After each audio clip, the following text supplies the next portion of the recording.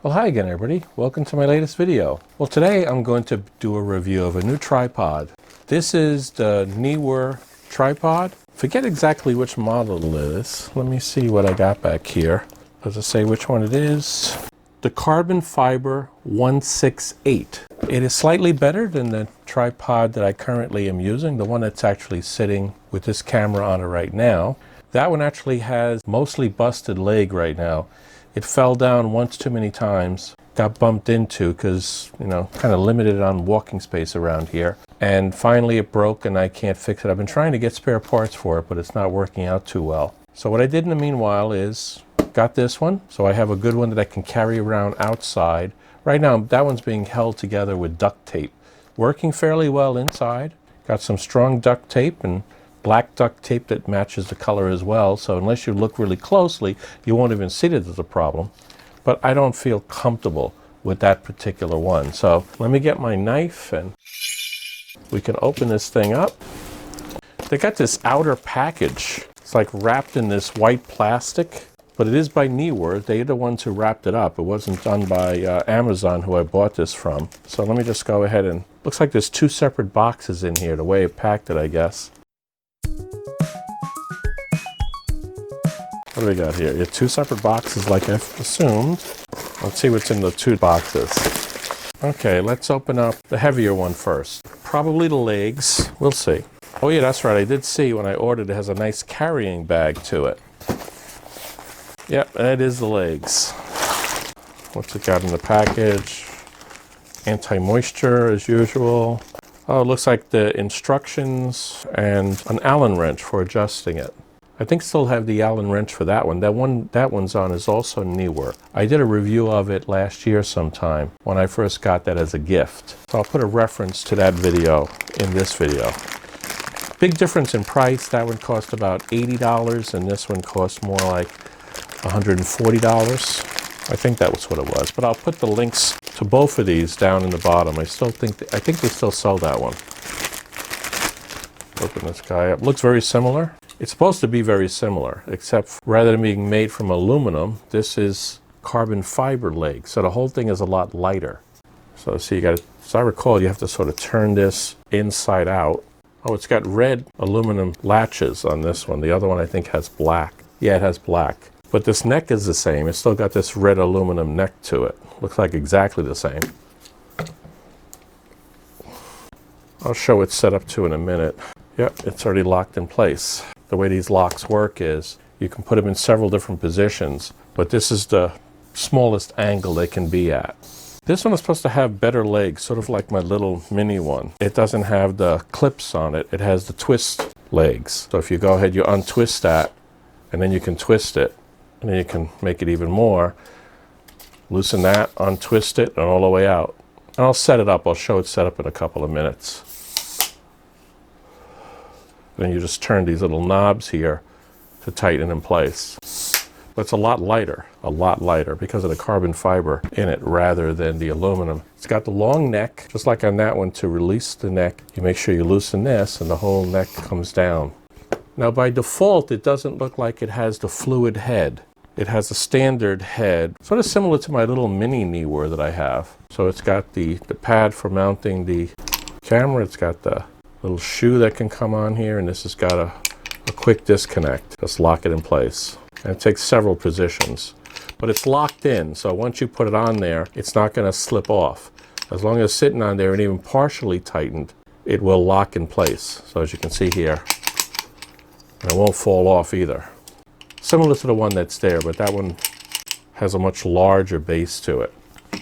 Like I said, this is similar to my small one that I have on my shelf over there that has my my Lumix Panasonic camera on it. It's sort of a mini version of something like this. This little lever on the bottom, that's for putting weights. And I do have the weights. I have purchased them. I never used them. They're little bags that go on the bottom, and you can put anything in the bags that has weight to it. And I think I got 3 of those bags, but I did that because 2 of them I wanted to use possibly for my boom arm. So I bought a package of 3. This one you really can get away with just 1 that sort of sits in the bottom here. So if I extend the larger leg out on all 3, as an example, then you'll see this little hook that's on the bottom here. So that's for putting some sort of weight on it. And there's bags you can use just for that. I think I'll put the link to that on the bottom too. Let me open up what's in this other box, which is probably the fluid head. That was important to me. When you're doing YouTube videos, it's very handy. Yeah, that's what it is. It's the head. This thing has got its own instructions in it. Anything else? No, that's it. No Allen wrench for this one. Take the head out. And this is more like the one that's over there. It's a nice big flat head.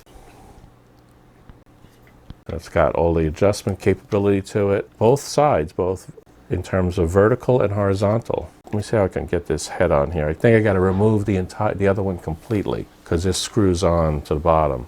So this head will come off. The twist types seem much more reliable to me. So I like the fact that it has that. To get this head on, probably remove this entire mechanism here. So for some applications, this head is probably fine. If I'm going to leave the camera stationary, this might be a better head to use. But this one here would be more in terms of if I wanted to move it around. So what I have to do is, it looks like I have to remove an inset. Yeah, there's an inset in here. Oh good, it's loose, so I can use my fingernail and I can get it out. So if you look very careful here, there's this little inset screw that's reducing the diameter. I don't need it reduced. I want the full diameter of it so it matches. It's got a nice aluminum inlay, and then this should go right on here. You tighten it up with this little pad on the bottom, you can get it in place, and now a nice fluid head.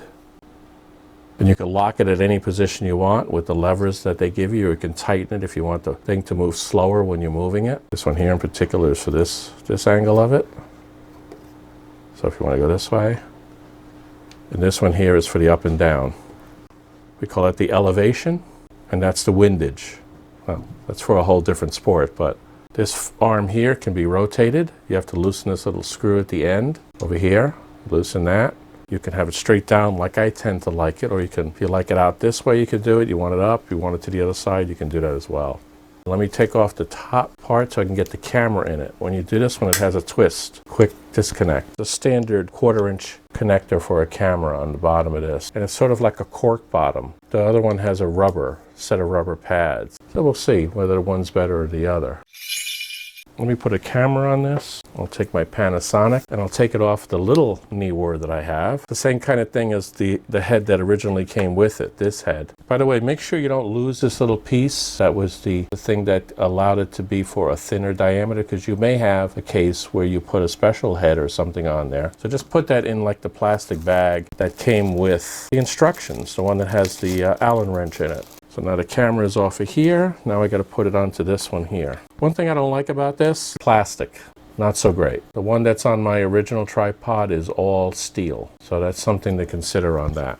I don't know if they can buy a replacement for that or not, but that is one issue that's not necessarily the way I'd like to see it. I like the fact when you have this little twist thing, most of them now come with that, so that you just have to twist it by hand. Some of the older tripods don't have that, and you have to use like a quarter or a nickel to tighten it up. So now it's on the base, and now I can take the camera, put it up in here. You see there's two little flanges on the sides here. You got to make sure you get them into the notches on the base. There's only two ways that can go. Open up the little lever here, and you sort of just got to push that in order to unlock it. And then we can take the camera, so I can sort of twist it around a little bit. And then we have a nice fluid head.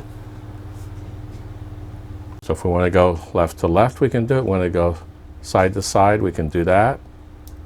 Whatever angle you put the camera on, nice and smooth. This is really smooth though, I have to say. I like the smoothness of it. It's actually better than my original one. Even though there's a lot more plastic here, because this part here is also plastic. So I hope it holds up long term. But you can actually see the level marks on it. It doesn't have the leveler on this fluid head though. The original head that this came with, it had the leveler built into it. You can see it here, this little green thing here. If you look at it closely, that's the leveler. So as you move it, you see the fluid moving around, and you can tell when it's level by the placement of that green fluid that's in there. And there's a little bean in there, like a little ball bearing, that'll show you when it's in the center, you know it's in the center. So it's a little discouraging that this head does not have that. But it is nice and smooth. I like that a lot. Of course, we can tighten it up and give it a little more firmness if we want. But just turning this knob on the bottom here, and then you can give it more. So you want to pan across, or you want to go up and down, you can do that. Let me take the camera off again. I now want to show you what happens here. This one leg is detachable. It actually says the detachable monopod. So this leg here, which is one, which by the way is the one that broke on me. That's one of the problems with the detachable one. So it says here, you're detachable. You have to click the release, it looks like. It just unscrews from it. And then this gives you a 1/4 inch up from the bottom. And that 1/4 inch can then be used to go into, it looks like either one of the bases. Let me put this on the side here so it doesn't fall. That's interesting. I got it across the table with just 2 legs. Never tried that before, by doing it this way and just putting it across here and it stays in place. It'll screw right into the other head. So now this becomes a monopod. Wow. So you could actually, if you set it up right, you can actually have 2 tripods out of the deal. Well, this is a tripod, this is a monopod, right, with just 1 leg to it. I have never had a need to use that, but if you're out in the field a lot, I could imagine that you would.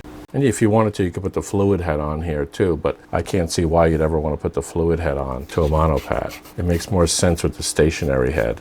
Because this does tilt. All you have to do is, this non-fluid head, you just have to loosen this, and the whole top will flip in any way you want, even go completely the other way. That's why there's a notch in it right there. The fluid head has the same thing. The fluid head has the same capability of flipping around and doing that as well. I like this one too because this one is all steel. This is just like this one, and just like the head that's on my other tripod. I'm sure if I really wanted to, I could use the head from that tripod on this tripod. These adapters are all very standard, so it shouldn't be a problem. This is actually simpler to turn into a monopod than the other one. The other one, you gotta really make some changes to it. You gotta remove this and remove that and screw this into the bottom of this. So it's a much more difficult change. And like I said, I'll put the reference to that tripod at the end of this video in the end screen. So hopefully you find this tripod interesting. If you found this video interesting or helpful in any way, if you could just do me a favor and at least consider subscribing to my channel, it would really be appreciated. Well, until the next time, take care, and I hope everybody stays healthy and safe out there.